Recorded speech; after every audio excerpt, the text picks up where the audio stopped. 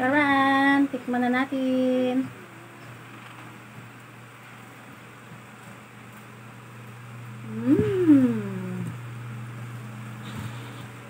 Tama lang sa tamis. Hey guys, gawa tayo ng banana cake. Mayroon tayo ditong 4 na saging.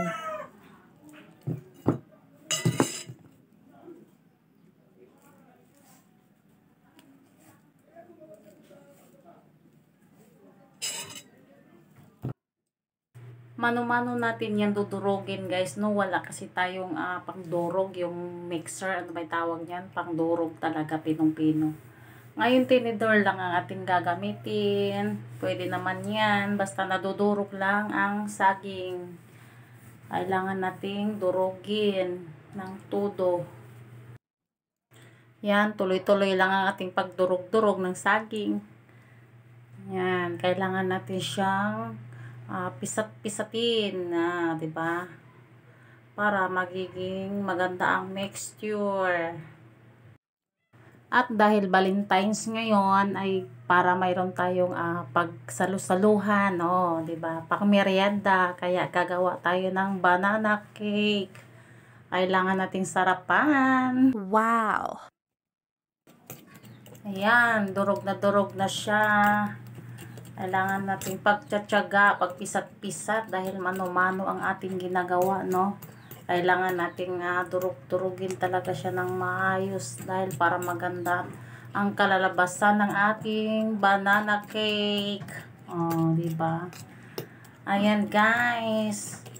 Sige lang, nagapisat-pisat ang mudra. At nag-voice over ako dito mga guys, no, kasi maingay kanina ang aking mga kiddos. Pinuhin natin siya ng diba? todo. Sige pa rin, tuloy-tuloy pa rin ako ng pisat-pisat hanggang maayos talaga yung pagkakadurog niya para maging maganda ang kalalabasan, para masarap na masarap siya.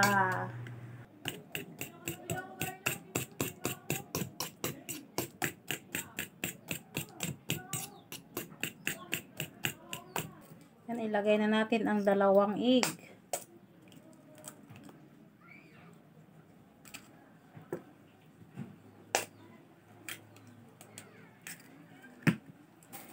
Vanilla or vanilla 1 teaspoon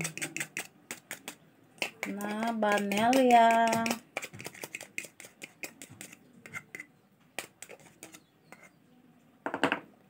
Mix. Lagyan natin kunting asin.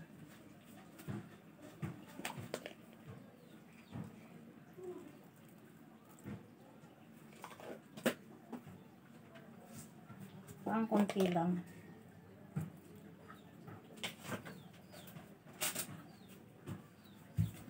Asin, itlog, at saka vanilla. Yan, mix mo lang siya ng maayos guys, no? Kasama ang vanilla, itlog, kunting asin, tsaka yung ating banana na mash, no? Yung ating nadurog-durog na banana. Mix ng maayos para masarap ang kalalabasan. Para mag-absorb ang mga ating mga nahalong ingredients, no? Sige, mix ng mix.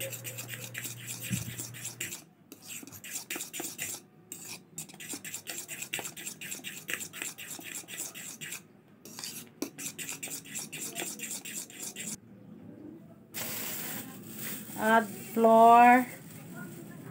Yung harina natin guys ay half kilo lang, no? Kalahating kilo lang. Kailangan natin salain para maganda talaga ang kalalabasan niya, yung walang buo-buo, no?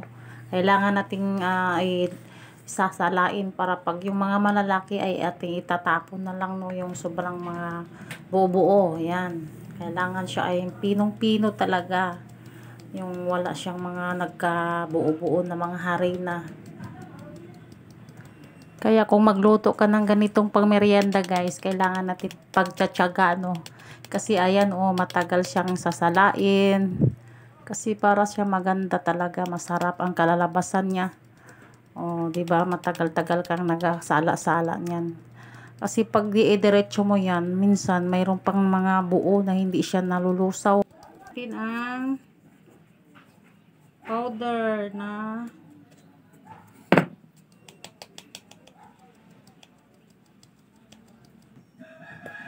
lagay natin ang ating butter, melted butter.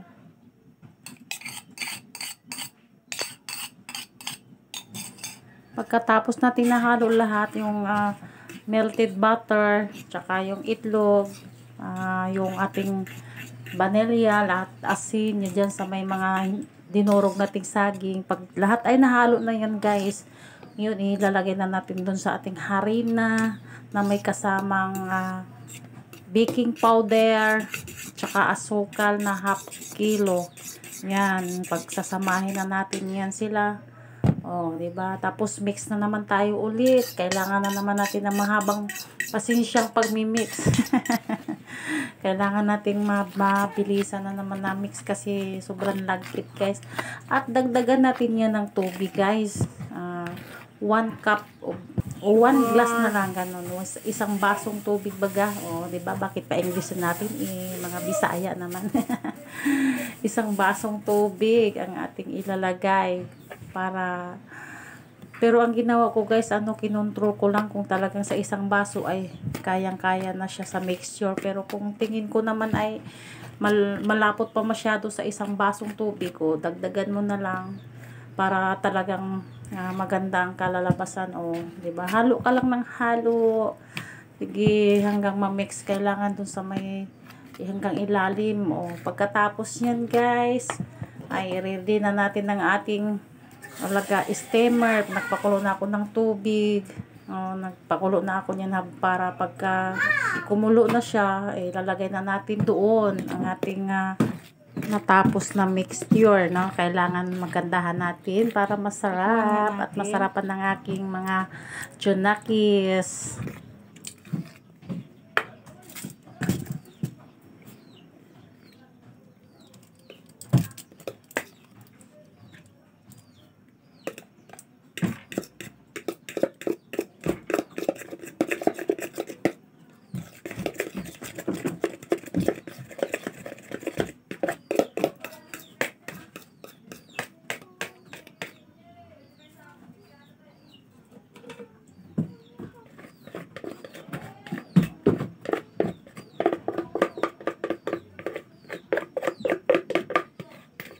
Simot-simot.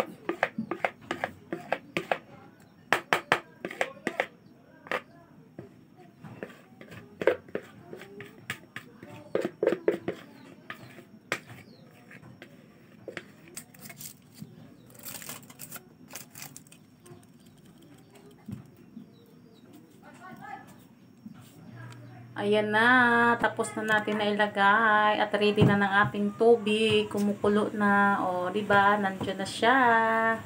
At papakuluan natin yan ng 30 minutes to 40. Yan, 30 to 40 kasi makapal kasi yan baka mamaya hilaw ang ilalim o yung gitna. Okay, maghintay tayo ng 30 to 40 minutes. Ay, habang naghihintay si Modra, ay sasayaw-sayaw mo na. At na-excited ako. Titikman yung aking ginawang cake. With dancing moves. Para mawala yung antok. At na-excited na ako bubuksan. Baka pa ulit-ulit kong tinignan kung luto na ba. Diba? With dancing. Ano ba yan? Sige lang, sayaw lang Modra para lang pagbukas mo ng kaldero ay ready na, matamis na at nadagdagan ng sarap. May ganon. Diba? Sige, dance lang habang naghihintay na maluluto ang ating banana cake. Hello, naluto ng aking banana cake. diba? Steam lang po yan, guys. Steam. Wala kasi tayong oven. Kung oven, maganda. Pero ito, steam. Iwain ko na. Charan! Tikman na natin.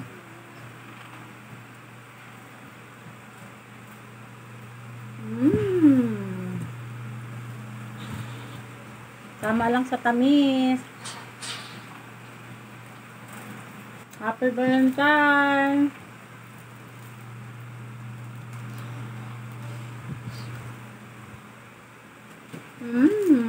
Sarap. 1 cup of sugar lang.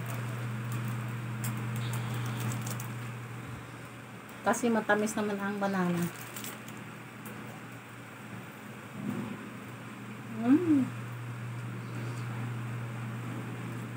Mainit.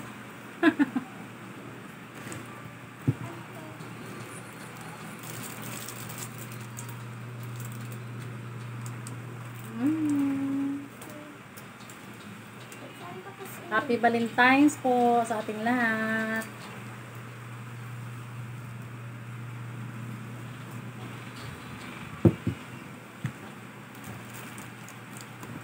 Bye-bye guys. Maraming salamat sa panonood, sa pagsama ng aking video. Comment down below kung hanggang saan makakarating ang aking video. God bless us all. Bye-bye.